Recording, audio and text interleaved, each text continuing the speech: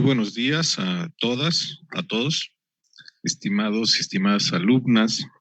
Para mí es un gusto saludarles el día de hoy, que iniciamos un proyecto de carácter estudiantil, pero coordinado desde el Centro de Relaciones Internacionales y asesorado por académicos del propio centro, que se llama Primer Modelo de la Organización de las Naciones Unidas del Centro de Relaciones Internacionales, CRIMUN.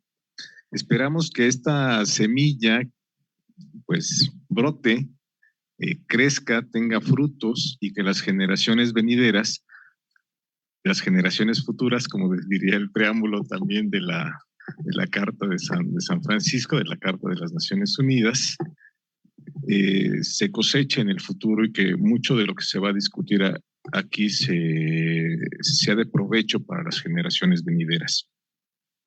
Ustedes, como ya fueron informados por el profesor Yair Aguilar, secretario técnico del Centro de Relaciones Internacionales, van a trabajar 3 días. El día de hoy, mañana y el viernes, mañana todo el día, mañana van a tener trabajo todo el día y el viernes mediodía, y van a alcanzar resoluciones.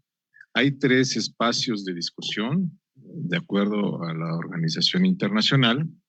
Estos 3 espacios de discusión son el Consejo de Seguridad, órgano principal de las Naciones Unidas, también el Consejo Económico y Social, órgano principal de las Naciones Unidas, y un organismo especializado, la Organización Internacional para las Migraciones. Conflicto del Kurdistán, crisis ambiental y el Pacto Mundial por una Migración Segura, Ordenada y Regular. Esos van a ser los tópicos. Saludo a la mesa, me acompaña la secretaria académica del centro, la maestra Paulette Rivero Villaverde, y nuestra conferencista magistral, conocida por todos ustedes, pero más adelante voy a leer su semblanza, la doctora Cristina Rosas González. Adelanto nada más rápido, Premio Universidad Nacional en docencia en el área de ciencias sociales que recientemente obtuvo. El propósito del modelo tiene que ver con desarrollar la capacidad de nuestros estudiantes en una experiencia de negociación y concertación política en esos espacios de discusión global. Por excelencia, los órganos principales de la ONU y los organismos especializados. Existen otros organismos regionales, organismos especializados, también de carácter privado, como la IATA en el ámbito de la aviación, pero desde el multilateralismo y el espacio de ejercicio de los estados, tenemos por excelencia a la ONU, sus órganos principales y los organismos especializados. El preámbulo de la Carta de las Naciones Unidas hablan de este compromiso generacional que mencionaba hace un momento, es decir, vamos a trabajar por las generaciones venideras.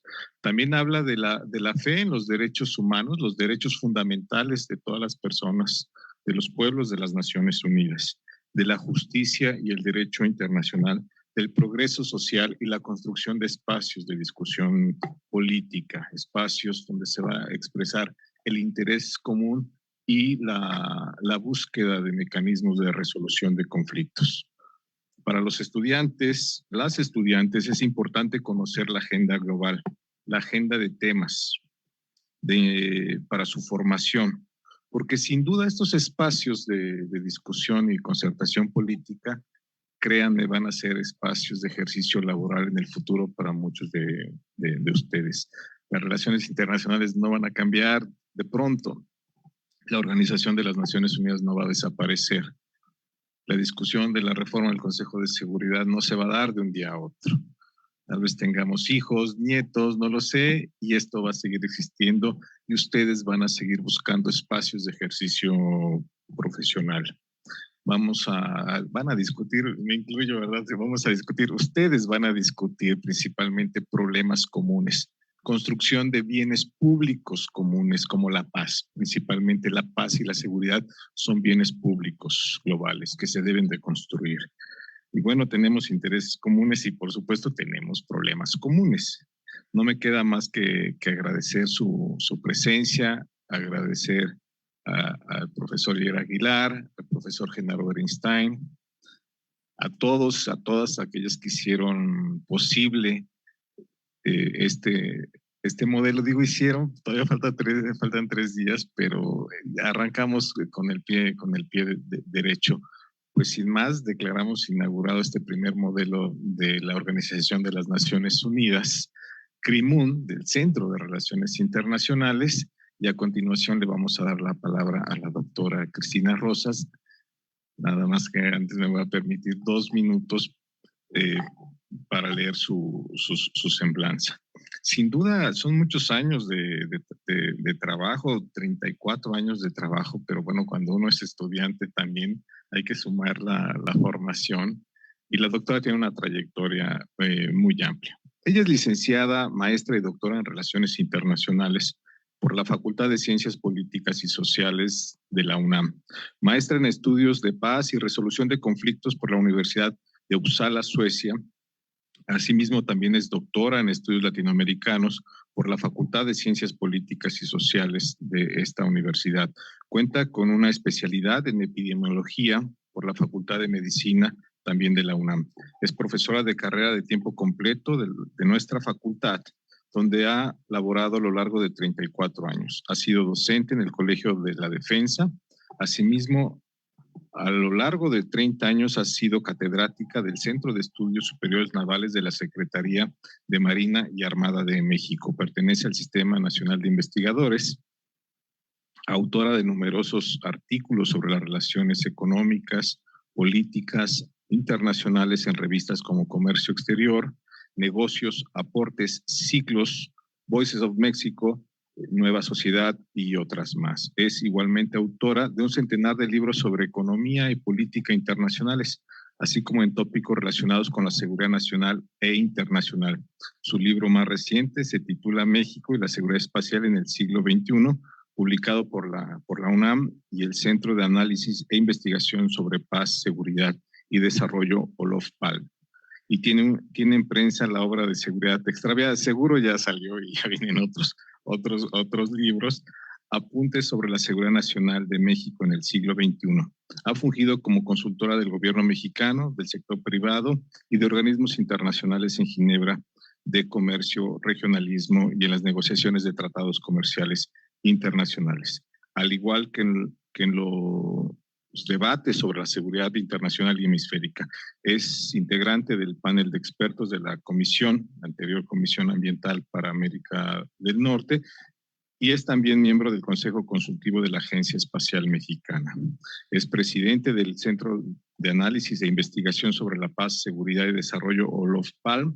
Asimismo, recibió el Premio Rosario Castellanos de parte de la Asociación Mundial de Mujeres Periodistas y Escritoras en 1993. En 1994 fue distinguida con la beca Citibank de Periodismo en Economía y Finanzas. Ha sido galardonada 3 veces con el Premio de Investigación Maestro Jesús Silva Herzog por parte del Instituto de Investigaciones Económicas de la UNAM. Le fue otorgada la distinción Universidad Nacional para Jóvenes Académicos por parte de la UNAM, y lo mencioné hace rato, también el Premio Universidad Nacional en Docencia en el área de Ciencias Sociales. Es columnista en las revistas Etcétera, Alcaldes de México, colaboradora de Globalítica, al igual que comentarista sobre temas internacionales en diversos medios de comunicación. Bueno, sin más, le doy la palabra a la doctora Cristina Rosas y agradezco la presencia de la maestra Oled Rivero. Muchísimas gracias.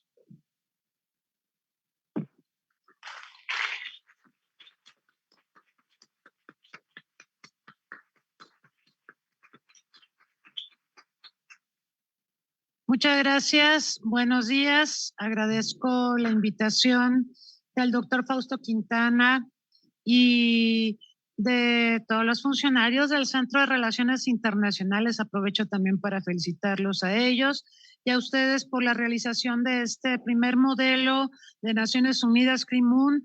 Espero que sea el primero de muchos y estoy segura de que arrojará resultados muy positivos en su formación profesional, en sus experiencias, y que posteriormente podrán aplicar en la vida laboral.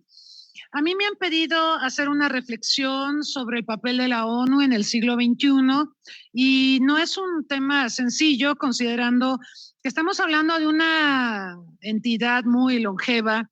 Este año cumplirá 78 años. La ONU nació en 1945, se gestó a lo largo de la Segunda Guerra Mundial, pero evidentemente han pasado tantas cosas que a veces perdemos de vista el sentido de esta institución, una institución muy vapuleada, una institución muy defenestrada a últimas fechas, de la que escuchamos hablar cuando se trata de destacar errores o fallos que ha tenido. Rara vez escuchamos sobre lo que hace bien la ONU, y lo que hace bien la ONU es mucho. Sin embargo, los fallos y las malas noticias son generalmente las que permean la difusión de acontecimientos a los que tenemos acceso a propósito de la ONU. Yo he dividido mi presentación en 5 rubros. Primero, recordarles por qué nació la ONU, cuáles son sus objetivos. Vamos a hablar de voluntad política. La ONU es lo que es y está donde está por la voluntad política de sus miembros. La ONU es lo que sus miembros quieren que sea. ¿Queremos una ONU eficiente? Pues hay que trabajar para que lo sea. ¿Queremos una ONU desvalida? Pues hay quienes trabajan para que así lo sea. La ONU es un tema de voluntad política, pero también es un tema financiero. Entonces les voy a hablar de los costos. ¿Cuánto cuesta financieramente en dineros? No en pesos, en dólares. ¿Cuánto cuesta en dólares Naciones Unidas? Vamos a hablar de la reforma. Se ha hablado de la importancia de la reforma de la ONU prácticamente desde que nació. Se han planteado diversas reformas. Por supuesto, está el candado de uno de los artículos de la Carta de la ONU que establece que para que pueda haber cambios, digamos, para cambiar la Carta, pues se requiere el voto afirmativo de los 5 miembros permanentes del Consejo de Seguridad de la ONU. Y por supuesto, el statu quo entendemos que les beneficia y serían los primeros en desmotivar una reforma estructural de la institución. Pero tendremos que hablar de eso. Hablaremos también de los desafíos que enfrenta Naciones Unidas en el presente siglo y algunas reflexiones finales. Bueno, decíamos que la ONU nace en 45, que tiene 78 años. Este año vamos a tener la 78ª Asamblea General en septiembre, ya saben. Y hoy la ONU tiene 193 miembros. En todo este tiempo, en 78 años, casi ha cuadruplicado su membresía, porque originalmente nació con 51 países y hoy son 193. Ya saben que la ONU tiene 6 órganos fundamentales, 5 son funcionales todavía, uno de ellos ya no, me refiero al Consejo de Administración Fiduciaria, al que se le encomendó independizar a las colonias, aquellos mandatos que pasaron de manos de las potencias perdedoras a las ganadoras en la Primera Guerra Mundial y que luego se convirtieron en territorios fideicomitidos, y que el Consejo de Administración Fiduciaria hubo de gestionar que se independizaran. Este órgano cumplió cabalmente sus funciones y actualmente se encuentra pues únicamente mencionado en la Carta, ya no opera, ya no se reúne, aunque hay muchas propuestas para utilizarlo para desahogar diversas agendas y prioridades que la ONU tiene. Por ejemplo, la agenda ambiental. Hay quien dice que el Consejo de Administración Fiduciaria debería ser investido con atribuciones en materia ambiental. Ya ven que en materia ambiental no tenemos un organismo internacional, tenemos un programa, el NUMA, Programa de Naciones Unidas para el Medio Ambiente, pero no tenemos un organismo ambiental equivalente a la OMS para salud o para los niños como UNICEF o para la alimentación y la agricultura como FAO. No existe eso en materia ambiental. Evidentemente hay muchos intereses políticos que impiden que tengamos un organismo de carácter ambiental de esa jerarquía, y hoy por hoy la ONU solo tiene un NUMA. Entonces hay quienes han sugerido que el Consejo de Administración Fiduciaria sea investido con atributos para gestionar la agenda ambiental, entre otras muchas propuestas. Hoy por hoy los otros 5 órganos pues funcionan más o menos. El Consejo de Seguridad pues es el fundamental, ya saben, está a cargo de mantener la paz y la seguridad internacionales. Luego tenemos a la Asamblea, que es el órgano más democrático, porque ahí están representados los 193 miembros de Naciones Unidas, no importa si son chiquitos o grandotes o medianos, todos son u operan bajo el principio de un país, un voto. Es el órgano más democrático. Es la Asamblea Mundial, como la conocen muchos. Tenemos también a la Secretaría General, el órgano administrativo, y el secretario general como el representante o la figura política más visible de Naciones Unidas a los ojos del mundo. el secretario general, tenemos que decir el secretario porque han pasado 9 secretarios por la Secretaría General, ninguna mujer. Es una crítica muy fuerte que le tenemos que hacer a Naciones Unidas, porque Naciones Unidas apela a la equidad de género, pero no predica con el ejemplo. De hecho, cuando vemos el tema del personal de la ONU, hay categorías P1, P2, P3, hasta llegar a P5. P5 pues, es la categoría más alta, ¿no? En las primeras categorías de personal contratado, P1, P2, P3, vemos muchas mujeres en cuestiones administrativas, pero en puestos decisorios pocas, ¿no? Entonces la ONU dice, no, sí, nosotros estamos por la equidad de género. La prueba es que tenemos un montón de mujeres trabajando en cuestiones administrativas, sí, pero en cuestiones decisorias no, y no hemos tenido una mujer secretaria general, no obstante que hemos tenido candidatas notables y muy, muy capaces de poder desarrollar con bastante conocimiento la gestión de la Secretaría General. Ya hablaremos más de esto adelante en la presentación, pero bueno, la Secretaría General es otro de estos órganos fundamentales. Tenemos al ECOSOC, Consejo Económico y Social, a cargo de los dineros, ¿no? Y de la agenda de desarrollo, o sea, lo que más hace ECOSOC es administrar dineros precisamente para promover el desarrollo, que es otro de los objetivos de la ONU. Tenemos a la Corte Internacional de Justicia, esa no está en Nueva York, todo lo demás está en Nueva York, excepto la Corte Internacional de Justicia que está en La Haya y que sesiona a petición de los miembros de la ONU y emite opiniones, ¿no? Que tienen ese valor, el valor de una opinión de la Corte Internacional de Justicia sobre temas contenciosos, temas que son puestos a su atención por los países miembros. Estos son los órganos y la ONU, como objetivos, ya desglosé algunos, fundamentales, objetivos fundamentales, está mantener la paz y la seguridad internacional, es objetivo toral, porque además la ONU nace después de una guerra devastadora como lo fue la Segunda Guerra Mundial, busca promover y gestionar el disfrute de los derechos humanos, esto está también en los inicios de la Carta, después de lo de nosotros los pueblos, toda esta consigna estadounidense, porque fue tomado de la Constitución de Estados Unidos para plasmarlo tal cual en la Carta de la ONU, viene que los objetivos son mantener la paz y la seguridad internacionales, promover y gestionar el disfrute de los derechos humanos, impulsar el desarrollo. Esas son las 3 cositas por las que existe Naciones Unidas. Cuando vemos sus objetivos, no nos queda más que aceptar que la ONU es vigente, ¿verdad?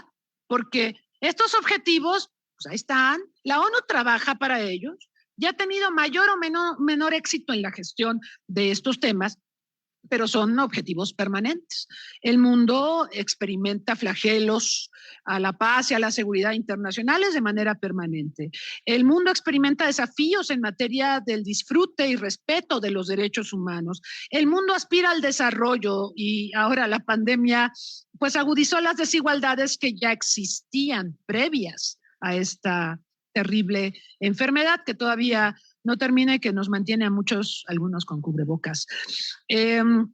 Entonces, estos objetivos son vigentes, pero la vigencia de la ONU ha sido puesta en duda. Se le acusa de ineficiente, se le acusa de burócrata, se le acusa de ser cara. Ahorita vamos a hablar de dineros.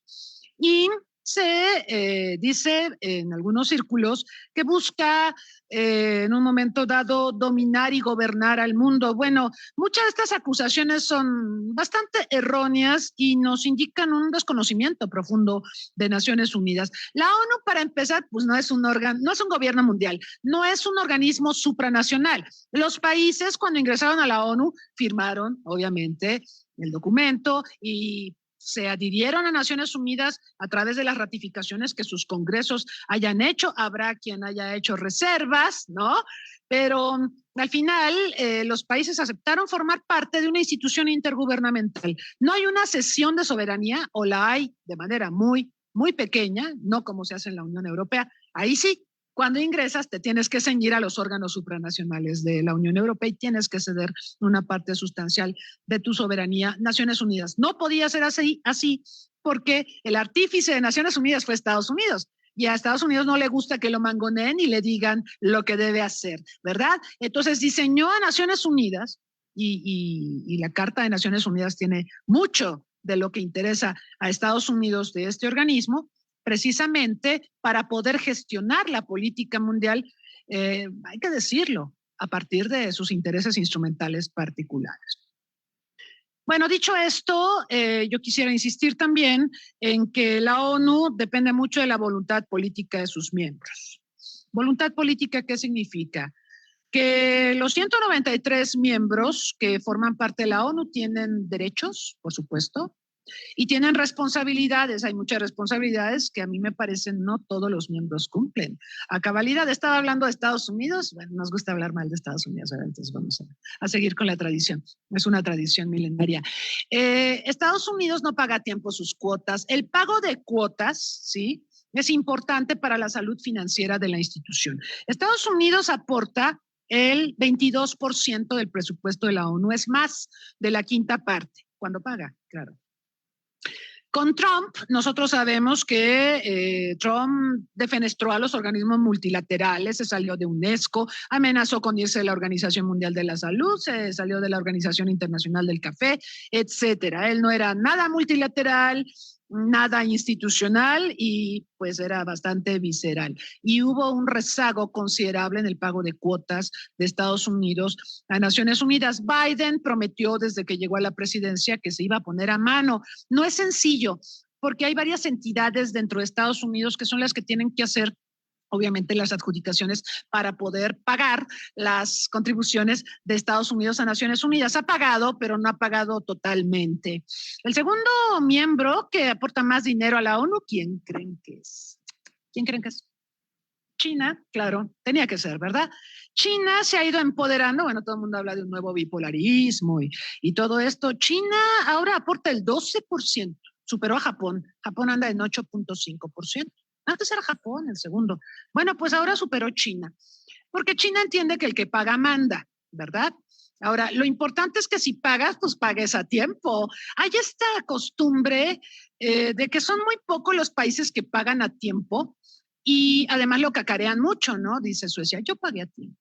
¿Qué significa pagar a tiempo? Pagar antes del 31 de enero de cada año, eso es pagar a tiempo. Puedes pagar el resto del año, ¿no? Pero te ponen rezagado, ¿no? Porque hay como, si está rezagado, sacan una estadística en junio, a mitad del año, para saber quiénes pagaron a tiempo y quiénes deben. México paga en abonitos, pero paga, siempre pagamos, sí. Salió una nota de que debíamos, no debemos. O sea, yo me molesté mucho con la fuente de esta nota de que México debe cuotas a la ONU. No debemos cuotas a la ONU, pagamos en abonitos, pagamos en partes, pero pagamos, y no solo lo hace México, lo hace un montón de países. Pero los que pagan antes del 31 o el 31 de enero, sí como que le hacen el fuchi a México y a todos los que pagan en abonitos, así como de yo pagué a tiempo y tú pagas abonitos. Bueno, pero pago, ¿no? O sea, pero pues hay otros que de plano no pagan. Entonces, bueno, es importante hablar de las responsabilidades que tienen los miembros de la ONU. Pagar tus cuotas es importante. Dice la carta que si no cumples con tus obligaciones, por ejemplo, las financieras, no puedes votar. Yo nunca he visto, a pesar de que Estados Unidos se ha negado a pagar en distintos momentos, que le nieguen el derecho a votar. ¿Alguien sabe? Eso nunca pasa. Ni va a pasar. Bueno, a menos que China se instale como el superpoder y le diga paga y paga ahorita o te vas a la cárcel o no sé. Pero mientras eso no ocurra, pues Estados Unidos pagará cuando quiera, aunque sí tenemos que reconocer que de parte de Biden hay una mejor voluntad en torno a este tema. Entonces, por ahí empieza lo de las responsabilidades y la voluntad política. La ONU realmente no es cara.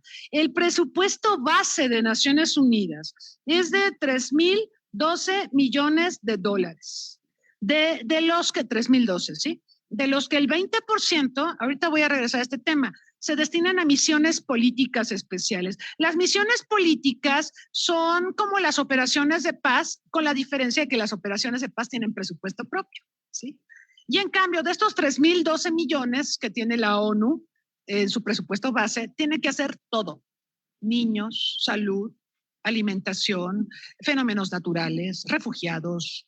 De ahí sale el dinero para toda la agenda, mayormente de temas de desarrollo con los que tiene que lidiar la ONU. Ustedes dirán, pues parece mucho dinero, 3.012 millones. Bueno, les cuento que las misiones de paz cuestan el doble y tienen presupuesto aparte. ¿Y qué hacen las misiones de paz? Pues son los bomberos, son los cascos azules que mandamos cuando está en marcha un conflicto. Entonces, a la agenda de desarrollo, que es la que nos permitiría anticiparnos a los conflictos y mitigar posibles conflictos, le damos la mitad de la lana que le estamos dando a las operaciones de mantenimiento de la paz, a los cascos azules. Entonces la ONU está militarizada en cierta forma, le da más a paz negativa que a paz positiva, porque paz positiva es trabajar en mitigar las causas de los conflictos, y la ONU ha trabajado más en detener los conflictos, ya que están en marcha, ¿ok?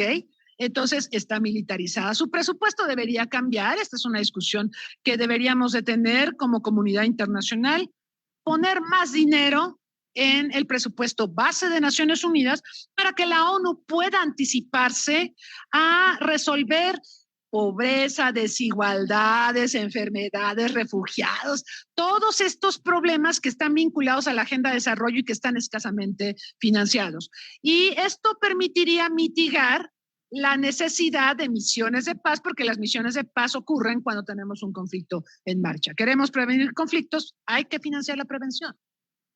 ¿Okay? Bueno, entonces, ¿es cara? Pues no, no es cara. ¿Sí? Se le da muy poquito dinero al presupuesto base, se le da el doble de dinero a los cascos azules. 6.300 millones de dólares es lo que se llevan los cascos azules para 10 misiones que operan en todo el mundo y que involucran el despliegue de unas 75,000 personas entre civiles y militares. Quiero comentarles también que la ONU está viviendo un momento muy políticamente difícil porque hay una resistencia a crear nuevas misiones de paz.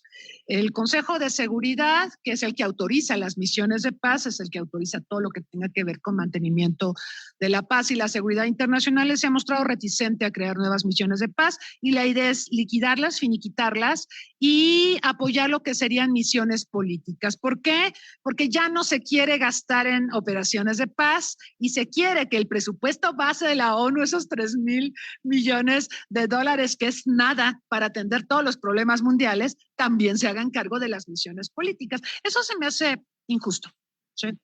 O sea, si ya no vas a hacer misiones de paz, grandes misiones de paz como la de Malí, como la de República Democrática del Congo, Libia, no, Libia es política, República Democrática del Congo, Sudán del Sur y Malí. Si ya no vas a hacer eso, pues entonces crea una partida donde las misiones políticas como la de Libia, la de Afganistán, la de Haití, la de Colombia, tengan dinero, pero no se lo quites de su pobrecito presupuesto a Naciones Unidas, lo que le resta recursos a todo lo que hace para niños, para salud, para alimentación, para mujeres, para todas las tareas fundamentales en materia de desarrollo.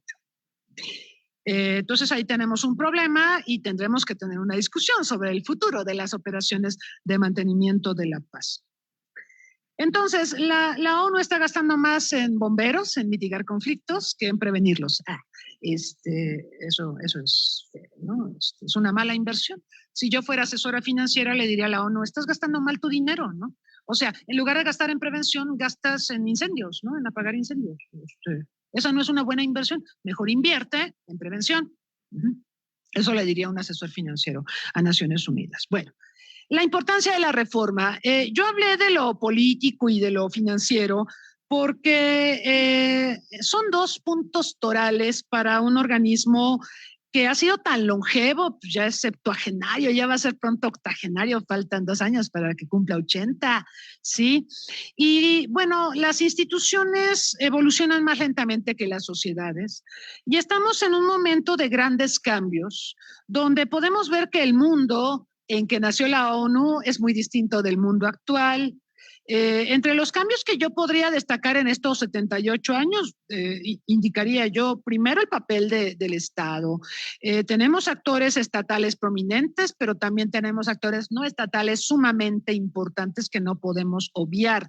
La ONU es una institución que alberga como miembros a estados, sí tiene relación con organizaciones de la sociedad civil y con empresas multinacionales, pero es un organismo intergubernamental en esencia. Y hoy vemos que los actores actores no estatales son crecientemente importantes y prominentes y hay que encontrar alguna forma de involucrarlos de una manera más responsable. No estoy diciendo que organizaciones de la sociedad civil o empresas multinacionales no sean responsables, pero sí tenemos que encontrar alguna manera de vincularlos a la gobernanza global y vincularlos con Naciones Unidas en condiciones donde puedan rendir cuentas, ¿sí? Y puedan contribuir a la agenda global y no solo a los intereses instrumentales particulares que pueda tener una empresa multinacional o pueda tener un organismo de la sociedad civil. Otra cosa importante, en estos 78 años, Estados Unidos ha perdido hegemonía. Y ese es un cambio importante que no podemos soslayar. Cuando la ONU nació, Estados Unidos era muy hegemónico. Era tan hegemónico que se quedó con la sede de la ONU, ¿no? Se le creó su sede en Nueva York y el señor Rockefeller compró los terrenos para que ahí se construyeran. Fíjense, uno de los hombres más ricos del mundo en ese momento compró los terrenos y dijo, aquí hagan las Naciones Unidas. Y ahí se hicieron, en Nueva York. Ese era el Estados Unidos hegemónico, era el Estados Unidos de Bretton Woods, que hizo que el dólar tuviera una equivalencia en oro, era el país dominante. Hoy no lo es, hoy no lo es. Es un país importante, es un país que convoca, sobre todo con Biden, con Trump, creo que esto se echó a perder un poco, porque Trump despotricó contra el multilateralismo y contra la ONU, pero Biden y Estados Unidos con Biden, como pasó con Obama, sí, son convocantes para la gobernanza global. Estados Unidos es un actor importante, pero voy a tomar a Obama para recordarles que él reconoció que Estados Unidos ya no es la nación indispensable, sino la nación que puede convocar, la nación primera entre iguales, que puede ayudar a la gestión de los asuntos globales, pero ya no es el país dominante. Y que lo haya dicho Obama, yo creo que cayó muy mal en Estados Unidos y quizá por eso también ganó Trump. No le gustó a muchos estadounidenses que Obama reconociera que Estados Unidos estaba dejando de ser el poder hegemónico. Yo creo que Biden también lo reconoce en cierta forma, pero el hecho es que hoy tenemos a otros actores que tienen poder, pero tal vez no están tan dispuestos a pagar el precio de ser líderes. Y pienso en el caso chino. China tiene capacidades, por supuesto, financieras, es dentro de los 5 miembros permanentes del Consejo de Seguridad el que más cascos azules aporta, porque son muy tacaños con cascos azules y los permanentes del Consejo de Seguridad, pero China ha visto que los cascos azules son poder suave y lo hacen ver bonito ante el mundo, lo hacen ver como un país pacífico que ayuda a resolver conflictos en el mundo y es el que más cascos azules manda y también es la segunda fuente de financiamiento de Naciones Unidas. Entonces, hay otros actores ahora que podrían jugar un papel más prominente, pero quizá hay resistencia, ¿no? Yo no sé si China está esperando a que decaiga más Estados Unidos. Esa fue la estrategia de Estados Unidos. O sea, Estados Unidos se convierte en líder del mundo cuando ve que colapsa Europa. Y en ese momento dijo, ahora sí, ahí voy. Ya soy el líder mundial, ¿eh? Ya no es la libra, es el dólar, ¿eh? Y así ocurrió. Y me imagino que China posiblemente está haciendo una apuesta en esa dirección, pero no solo China, tenemos otros actores prominentes que están buscando abrirse espacios en la comunidad internacional y no los podemos soslayar. Hay aspirantes y suspirantes a ser miembros permanentes del Consejo de Seguridad. Ustedes los conocen. Japón, Alemania, Brasil, Sudáfrica. Y bueno, es como el club de Toby que quiere ingresar a otro club de Toby y los vecinos de estos miembros del club de Toby pues repelan, ¿no? ¿Por qué Brasil? ¿O por qué India? ¿O por qué Alemania? ¿O Japón? ¿Por qué? ¿Qué los hace merecedores? ¿Que pagan? ¿Que dan cuotas? ¿Que pagan a tiempo? ¿Qué los hace merecedores a aspirar a ser miembros permanentes? Entonces tenemos una pugna constante respecto al poder, o sea, la ONU no puede mantenerse ajena a la disputa por el poder mundial, porque la ONU ciertamente es un escenario de disputa de poder mundial. Y bueno, por otro lado les decía, no podemos obviar el poder de actores no estatales, de celebridades, de empresas multinacionales, de filántropos que ejercen una gran influencia en Naciones Unidas. No me voy a detener mucho en esto, pero tenemos el caso de Ted Turner, el dueño de Time Warner y CNN, que donó su fortuna, la mitad de su fortuna, $1,000 millones a Naciones Unidas. Y estamos diciendo que el presupuesto de la ONU es 3,000 millones y Ted Turner donó 1,000 millones, que dio a lo largo de una década, por supuesto. Podemos visualizar que la filantropía es bienvenida, pero Ted Turner negoció con Naciones Unidas tener todas las exclusivas de información de Naciones Unidas. Por eso ustedes ven CNN, o no sé si la sigan viendo, pero bueno, yo sí veo CNN, y aparecen comerciales de la ONU y tiene las primicias de todo lo que pasa en la ONU, porque pues no hay ayudas moralmente neutrales, ¿sí? Te doy $1,000 millones, pero a mí me das las exclusivas. Y me dices antes que a nadie quién va a ser el próximo secretario general, y me vas a decir también cómo va a ser la operación de paz en tal lugar, ¿no? Entonces, sí, no hay... There is no such thing as a free lunch, decimos, ¿no? No hay free lunch, tienes que dar algo a cambio, no, o sea, no hay ayudas moralmente neutrales, eso no existe. Ven que Bill Gates es uno de los grandes donantes de la Organización Mundial de la Salud. Qué padre, muy bien.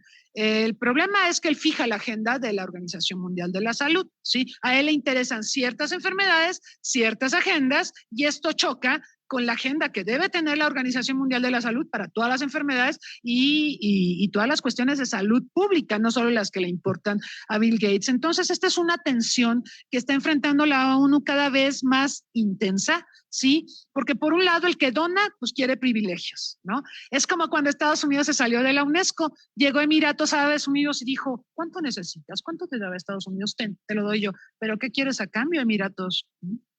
¿Quieres que ya no critiquemos el relativismo cultural de los países árabes? ¿Eso quieres? ¿No? O sea, there is no such thing as a free lunch, ¿correcto? Entonces, cuidado, está muy padre que haya filantropía, yo estoy a favor de la filantropía. El filántropo dona dinero, da dinero para tener menos carga fiscal, ¿verdad? Ese es el beneficio del donatario, ¿no? Carlos Slim pues, otorga mucho dinero, pero tiene una exención fiscal enorme y pasa igual en otras partes del mundo. Entonces, digo, más allá de que podemos llegar a un compromiso con actores no estatales, empresas, celebridades, filántropos, etcétera, creo que es importante establecer reglas más claras respecto a si tu financiamiento viene bien, nos viene bien, pero mira, lo vamos a recibir bajo estos parámetros, ¿sí? Y tú no me puedes coartar mi manera de funcionar ni mi manera de decidir prioridades porque soy un organismo multilateral. Me parece que por ahí debe ir. Este problema de por qué tenemos tantos filántropos y celebridades así aparentemente muy generosos, pues tiene que ver también con el problema de que los miembros de la ONU no están cumpliendo con sus obligaciones. O sea, si pagaran sus cuotas todos, no sé si a tiempo, pero si pagaran todas sus cuotas, Naciones Unidas no estaría en una situación financiera tan precaria. ¿Ok? Bueno, sobre desafíos que está enfrentando la ONU en el presente siglo, bueno, decirles que son poquitos los que pagan a tiempo. De los miembros permanentes del Consejo, salvo Francia paga a tiempo y cómo lo presume, son insoportables. Ellos, ya pagué mi cuota. Y ustedes no. Tú, Rusia, no pagaste, tú, Estados Unidos, no has pagado. Es el único que paga a tiempo de los permanentes, ¿sí? Los que pagan en abonitos son los otros. Estados Unidos paga en abonitos, Rusia también, China, Reino Unido. De los países que anhelan convertirse en miembros, solo India y Alemania pagan a tiempo. Brasil, Japón y Sudáfrica erogan tarde sus cuotas, sí pagan, pero pagan tarde, ¿no? Bueno, desafíos, ya yéndome a temas más generales, la ONU tiene que lidiar con la pérdida de confianza en las instituciones. La democracia liberal está en crisis, hay muchas razones de esto. Yo creo que el momento crucial fue 2008, cuando tuvimos esta crisis financiera que pegó a Estados Unidos y de ahí se trasladó a todo el mundo. Vean lo de Europa, es impresionante cómo le pegó esta crisis a Europa y el problema de crisis de deuda soberana de Grecia y de estos países mediterráneos. Obviamente Europa pues tuvo que implementar medidas de austeridad y esto le pegó al bolsillo de los europeos y también generó un desencanto respecto a las instituciones, porque las personas dicen, pues estas instituciones están implementando medidas de austeridad que afectan mi calidad de vida y yo ya no creo en estas instituciones. Aparte, estas instituciones nos llevaron a esta crisis, ¿no? Entonces se generó este desencanto. Por eso en Europa ven tan fuertes a las derechas, ¿no? Por eso Giorgia Meloni gobierna Italia y por eso Macron pasó un momento muy duro frente a Marine Le Pen, o sea, de verdad duro. Digo, ya todos al final decidieron apoyarlo porque decían, Marine Le Pen es derecha, ultraderecha. No, ella no, pero batalló, ¿eh? Y las derechas están, digamos, fortaleciendo mucho, en parte también por este desencanto en torno a las instituciones y los estragos que causó la crisis de 2008-2009, y esta crisis le ha pegado a la ONU. De hecho, la ONU viene arrastrando la crisis desde antes. Yo creo que los problemas de la ONU vienen desde, yo lo identificaría más o menos 2003, cuando Estados Unidos quería hacerle la guerra a Irak por el tema de las armas prohibidas, cosa que jamás se logró demostrar. Y de todas formas, Estados Unidos hizo la guerra contra Irak, nunca se le autorizó el Consejo de Seguridad, no hubo una resolución de Consejo de Seguridad, entonces Estados Unidos dijo, fine, thank you. No me autorizas, entonces yo me voy por la libre, me acompañan mis amigos, España, Reino Unido, y vamos a invadir Irak, y al saltarse a Naciones Unidas, la debilitaron. De allá para acá, de 2003 para acá, hemos visto que las grandes crisis del mundo ya no son gestionadas en el Consejo de Seguridad de la ONU, ni Siria, ni nada. Obviamente hay temas que se tratan del Consejo de Seguridad, las misiones de paz en marcha, sanciones multilaterales. Hay algunos temas que se siguen ventilando, por supuesto, en Consejo de Seguridad, pero la gestión de los conflictos en el mundo se hace generalmente fuera del Consejo de Seguridad. Así que esta es una de las cosas con las que tendremos que lidiar, restituir la confianza en una institución como Naciones Unidas en momentos en que no hay una fe en las instituciones, no se piensa que las instituciones importan. Hay un libro que se llama Do Institutions Matter? Así se llama el libro, y yo lo leía y decía, ¿cómo es posible que alguien pregunte eso? Pues claro que importan, pero ese es el ánimo, ese es el sentir en el mundo, que las instituciones están quedando a deber, y la ONU ha sido víctima de esta percepción. Por supuesto, la ONU tendrá que ganarse la confianza del mundo. Digo, no todo es como te veo, sino también qué estás haciendo para que te veas bonito y yo diga, las instituciones funcionan. Bueno, tenemos que lidiar con eso. Tenemos que revitalizar al Consejo de Seguridad. No es posible que sigamos en este punto donde hay una crisis mundial y no se gestiona en Consejo de Seguridad porque hay derecho de veto, o hay la omisión de alguien, o se quiere deliberar en torno a un tema y al final no se puede llevar a cabo una discusión. Hay que revitalizar el Consejo de Seguridad. Hay muchas fórmulas que se han propuesto.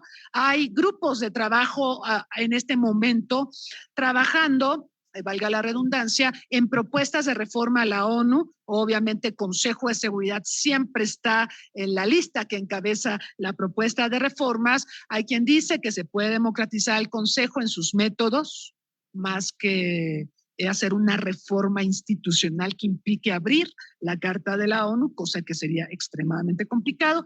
Hay quien habla también de agregar nuevos miembros. Ya saben, hay una discusión muy amplia respecto a cómo se podría agilizar el trabajo en el Consejo de Seguridad. Para mi gusto, pues es un trabajo político, de gestión política, de diplomacia muy arduo que se tendrá que hacer para revitalizar el Consejo de Seguridad. En Guerra Fría, cuando se paralizaba el Consejo de Seguridad, los temas se mandaban a la Asamblea y ahí se votaba, ¿no? Era una forma de darle vuelta a la parálisis del Consejo de Seguridad.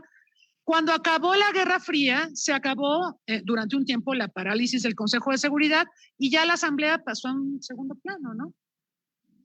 Y ahorita estamos en un punto muerto, porque ¿se acuerdan que México ahora con lo de Ucrania propuso revitalizar la Unión Pro Paz? La Unión Pro Paz fue esa iniciativa que se aprobó en los tiempos de Guerra Fría, cuando se paralizaba el Consejo de Seguridad y no se ponían a tomar decisiones, y entonces el secretario general dijo, vamos a llevar el tema a la Asamblea, y la Asamblea votaba y se hacía, ¿no? Se hacía lo que se determinaba en la Asamblea. Esa sería una forma de darle la vuelta a la parálisis del Consejo de Seguridad, pero confrontaría al Consejo con la Asamblea.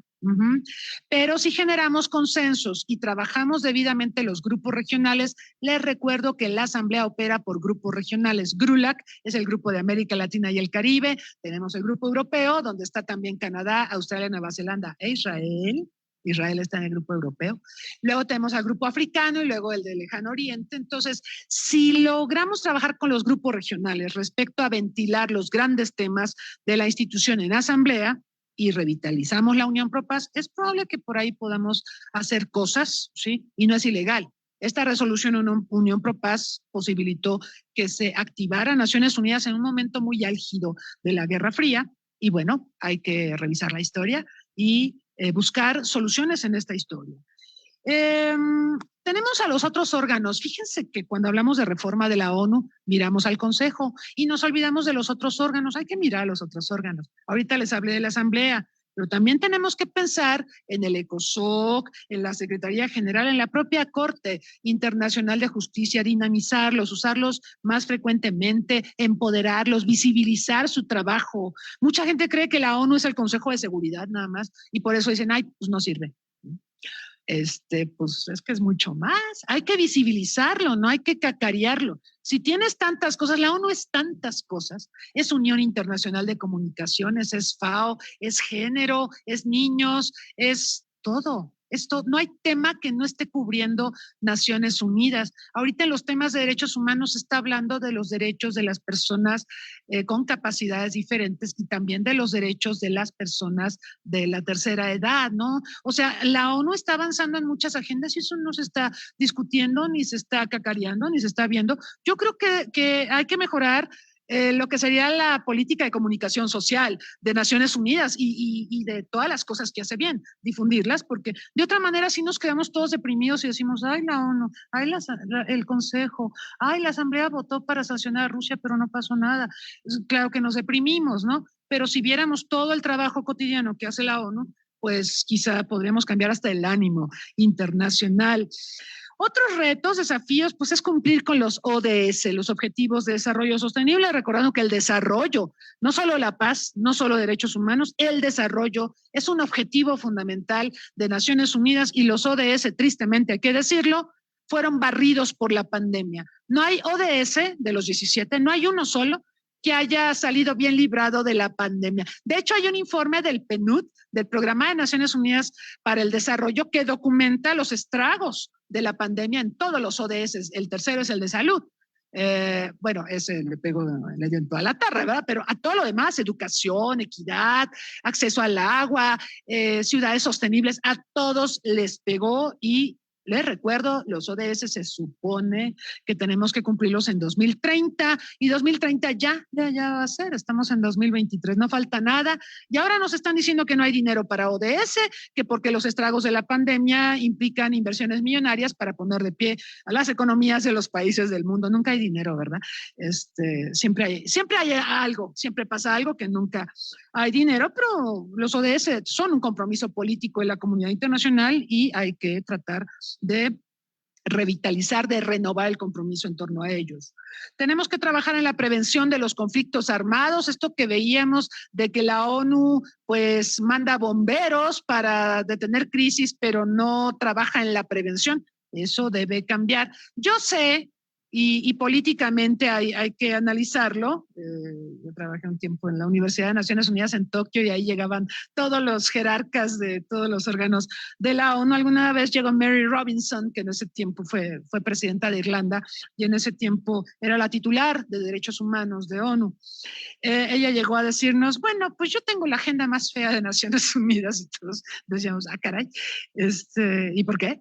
Embajadora, y decía, es que derechos humanos es el tema que a todos los países le choca, porque como todos violan los derechos humanos, cuando van nuestros visitadores, pues los hacen ver mal, ¿no? A los países. Entonces, somos el patito feo y nadie nos da dinero. En cambio, al ACNUR le dan mucho dinero, a FAO le dan dinero, al Programa Mundial de Alimentos, porque claro, ellos aparecen con las personas que necesitan comida, cobijas, tiendas de campaña y se toman la foto y ellos reciben mucho dinero, pero a ONU, Derechos Humanos, nadie le da dinero.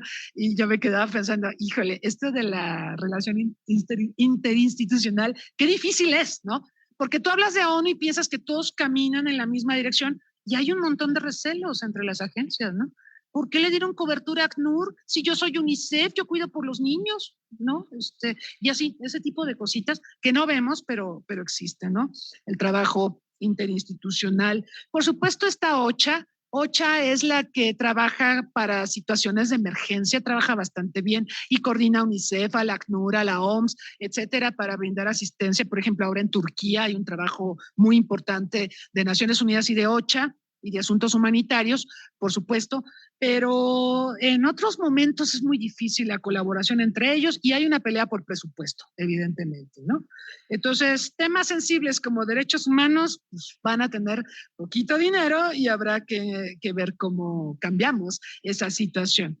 Y bueno, yéndome hacia el final de mi presentación, decirles que la ONU debe honrar su narrativa sobre equidad de género, no la está honrando. Ya les dije que, por ejemplo, a nivel burocracia, sí vemos muchas mujeres en la base de empleados, ¿sí? En las responsabilidades menos directivas, pero a nivel directivo empieza a escasear el número de mujeres.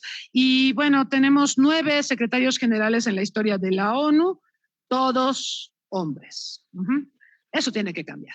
Sí, digo, aparte de la última elección de secretario general cuando se fue Ban Ki-moon, pues salió Antonio Guterres, que es europeo. Había un compromiso previo a todo esto de que tenía que haber una rotación regional y de que Europa había estado muchas veces al frente de la Secretaría General, con Trively, el noruego, que fue el primer secretario, o con Hammarskjöld, el sueco, que fue el segundo, o con Kurt Waldheim, el nazi, que el austriaco, ¿se acuerdan? Él también fue secretario. Ya son 3 europeos, ahora 4 o sea, de los 5 que tenía. O sea, ¿cuántos tenemos europeos? Son muchos.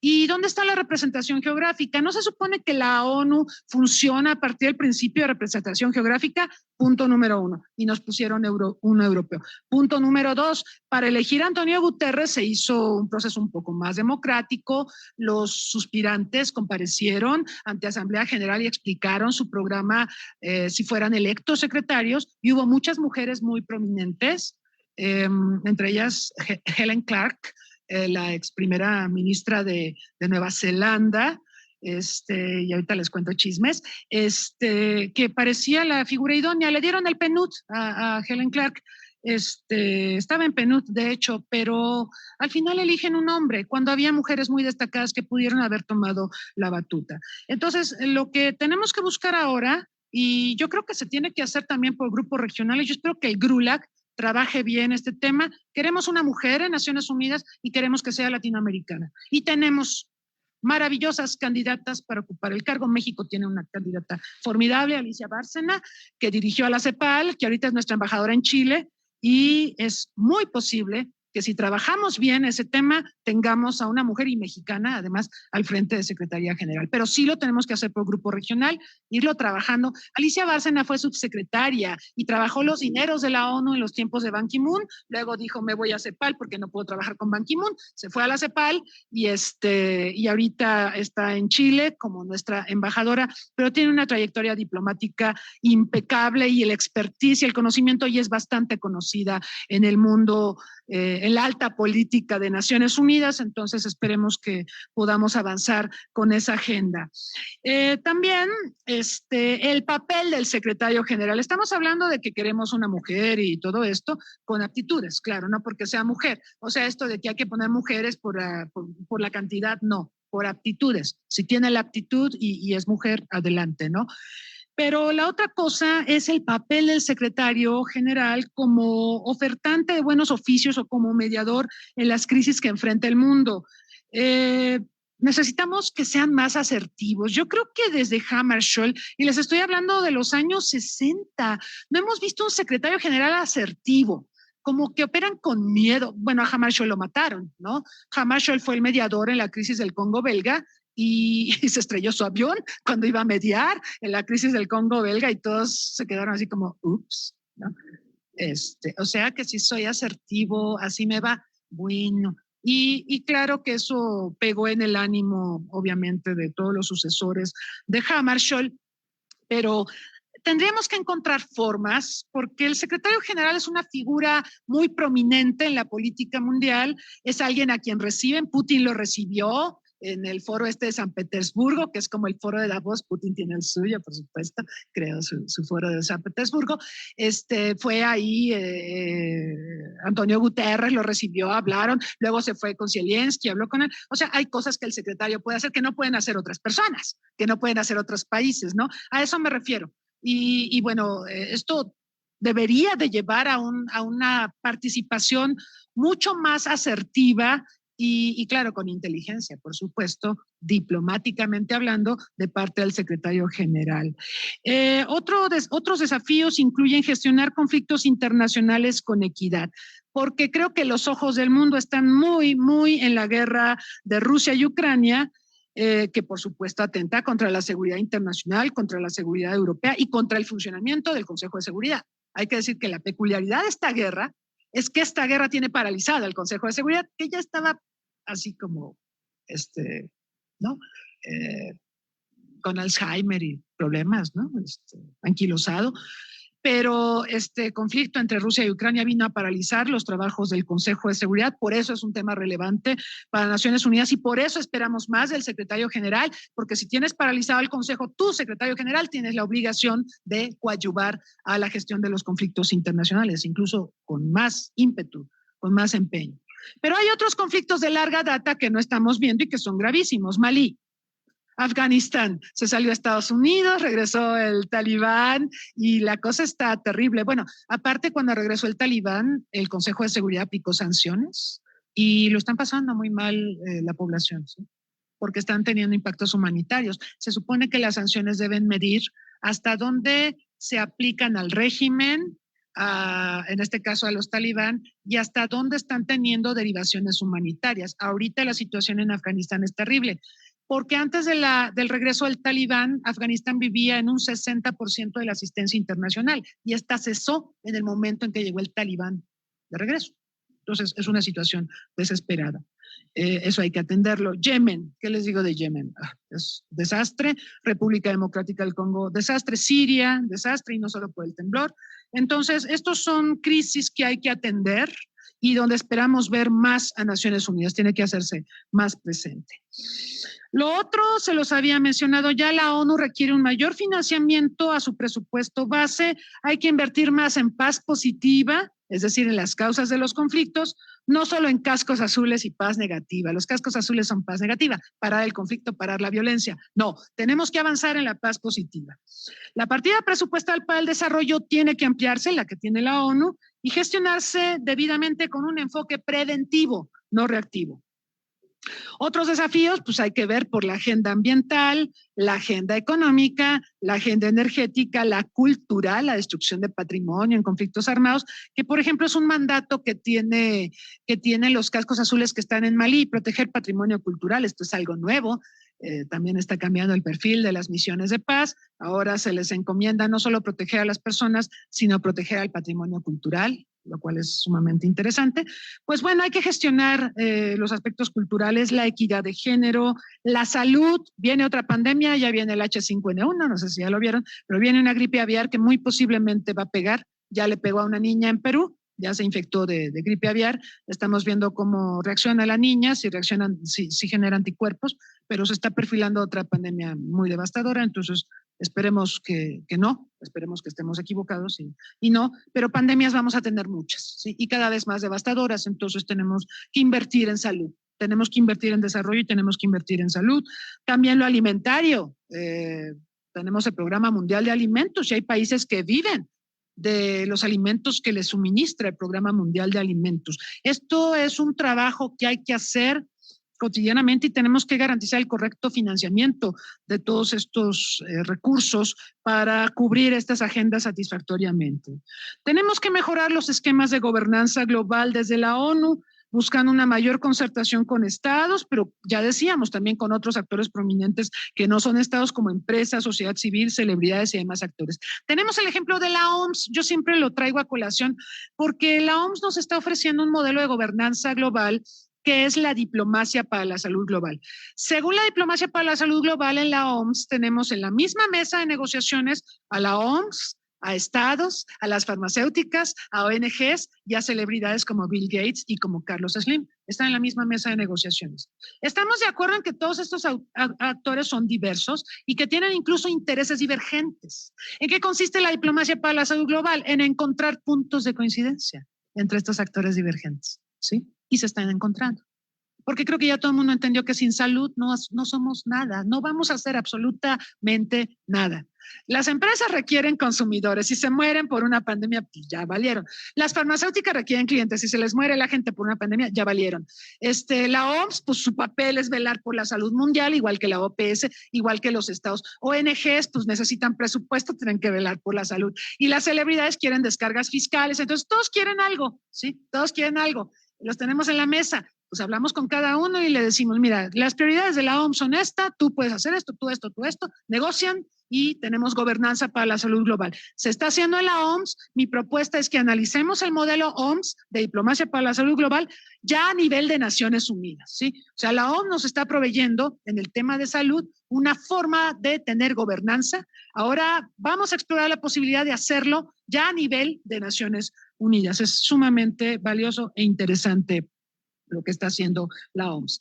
También que las misiones políticas especiales, estas misiones que son financiadas con el presupuesto básico, con los 3 pesos que tiene la ONU, las misiones de Afganistán, Irak, Somalia, Libia, Colombia, Yemen y otros países que enfrentan conflictos o que requieren construir la paz mediante procesos de mediación, investigación de abusos en materia de derechos humanos, el desarrollo de instituciones y la celebración de comicios sean financiadas con recursos adicionales. No le quiten los 3 pesos del presupuesto base a la ONU, no sean miserables. O sea, hay que darle presupuesto correcto, ¿no? Porque ¿a poco es barato poner de pie a un país que quedó destruido por el conflicto? Pregúntenle a Colombia, pregúntenle a Afganistán, pregúntenle a Yemen. ¿Cuánto cuesta poner de pie a un país? ¿Cuánto cuesta la construcción de la paz? Y nadie quiere pagar, vemos una tacañería en el mundo. Ay, no, es que la pandemia me dejó en ceros. No hay dinero. Es que primero es mi población. Bueno, es que mucha gente no entiende que todos estos conflictos que acabamos de mencionar tienen repercusiones globales, ¿sí?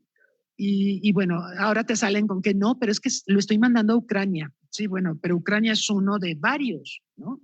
No puedes borrar a los varios por ver solo a Ucrania, ¿no? Entonces sí requerimos un mejor financiamiento de las operaciones políticas y yo creo que también la clave estará en trabajar de manera más concertada y estrecha con organismos regionales, con la Unión Africana, con la OEA, etcétera, porque de ahí podemos derivar algunos recursos o gestionar algunos recursos precisamente para lidiar con estos desafíos. Y bueno, termino diciendo que la ONU sigue siendo necesaria, lo decíamos en el inicio de esta conferencia, sigue siendo necesaria porque los objetivos que persigue son loables y son permanentes. Queremos paz, queremos desarrollo y queremos que haya un disfrute y una protección de los derechos humanos en todas sus variantes, ¿sí? Entonces la ONU sigue siendo necesaria para la gestión de los asuntos internacionales, pero, siempre hay un but. Todo depende también de voluntad política de sus miembros para que logre los objetivos para los que fue creada. La ONU es lo que sus miembros quieren que sea y la razón de ser de la ONU es hoy tan válida como en 1945. Pero también es necesario dar a conocer el trabajo que realiza, mejorar lo que funciona bien, déjalo que corra y apóyalo. Lo que no funciona tan bien, pues hacer las modificaciones y adecuaciones para que funcione mejor. Y también hay que adaptar a la institución para que interactúe con los actores que hoy, además de los estados, influyen en el curso de los acontecimientos globales de manera decisiva. Muchas gracias.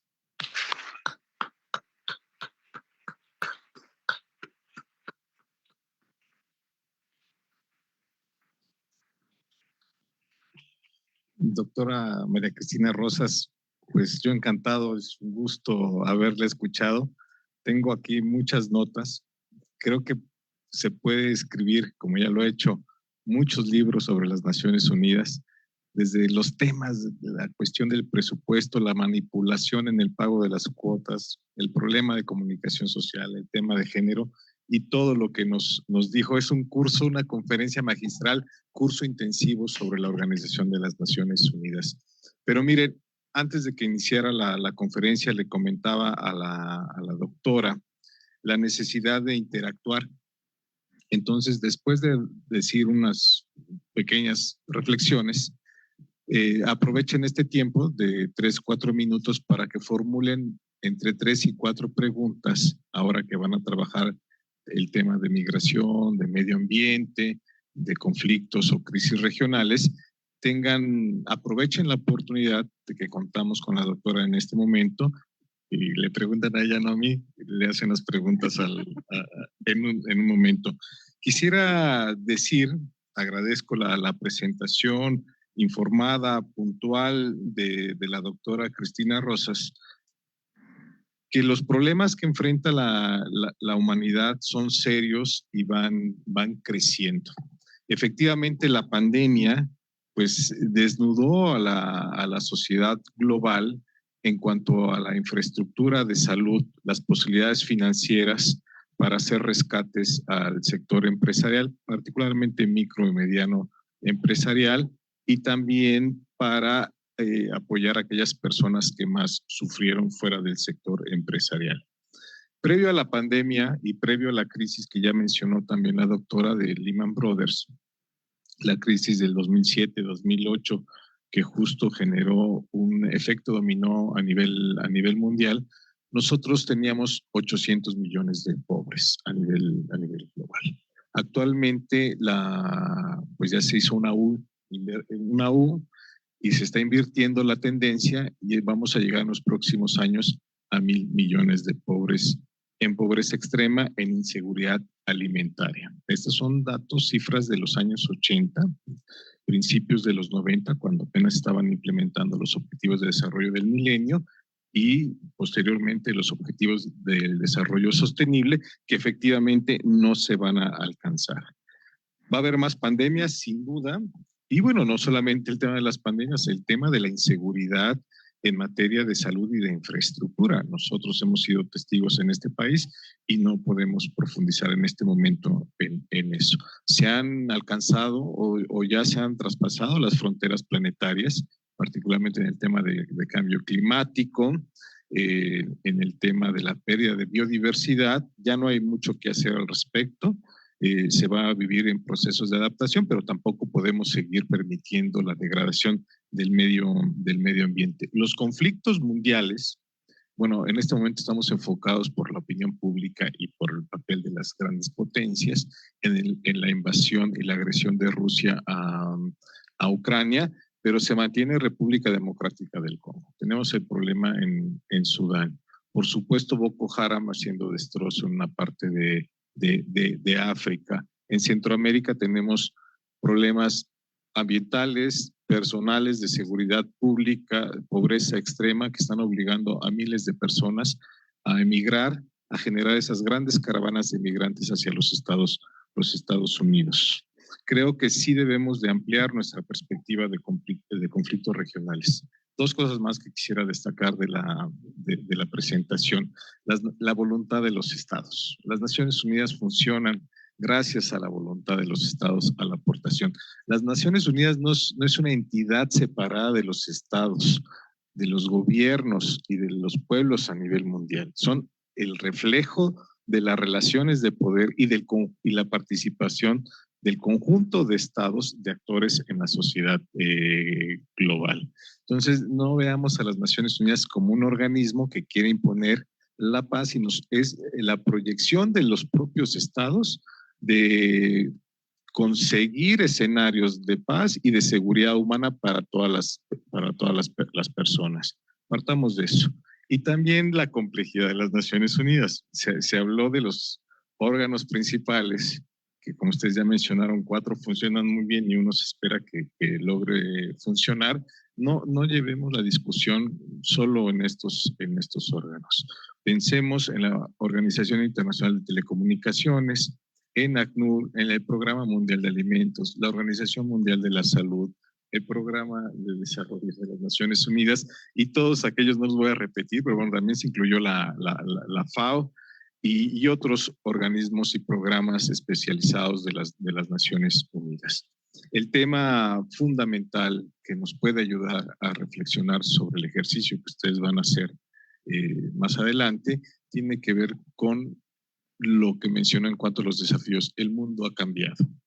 Son más estados. De pasar de 51 a 193, por supuesto que genera más problemas. Necesitamos dinero. Hay empresas transnacionales que inciden en la concertación política organizaciones no gubernamentales, por ejemplo, Medio Ambiente, WWF y la Unión Internacional para la Conservación de la Naturaleza, por supuesto, por el presupuesto que manejan, inciden ahí. Pero bueno, también empresarios como Bill Gates y los que ya se mencionaron aquí, pues tienen, la Organización Mundial de la Salud, tienen mucha incidencia. Vaya, los retos son grandes. Yo solamente quiero, y subrayo, este reconocimiento que le tengo a la doctora desde que era estudiante, ahora que somos colegas, por supuesto, ella es la doctora Cristina Rosas, yo soy Fausto Quintana, en realidad la admiro mucho, reconozco el conocimiento de estas materias de organización internacional y también sobre otras. Doctora, muchísimas gracias por la presentación.